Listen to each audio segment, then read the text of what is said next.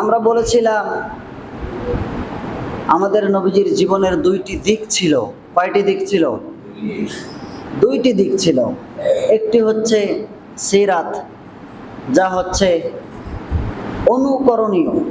সিরাতকে আমাদের নবী করিম সাল্লাল্লাহু আলাইহি সাল্লামের সিরাত বা বাস্তব জীবনকে আমাদের অনুকরণ করতে হবে।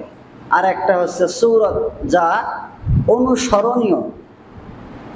সিরাত আপনাকে পালন করতে হবে, যেভাবে তিনি চলেছেন, যেভাবে ইবাদত বন্দেগী করেছেন, এইভাবে আমাদেরকে চলার জন্য চেষ্টা করতে হবে। সিরাত মানুষ চলবে, এটি হতে পারে, কিন্তু সূরত কোনো ব্যক্তি তার জীবনে পুরোপুরি ধারণ করা সম্ভব নয়। তা হচ্ছে অনুকরণীয়।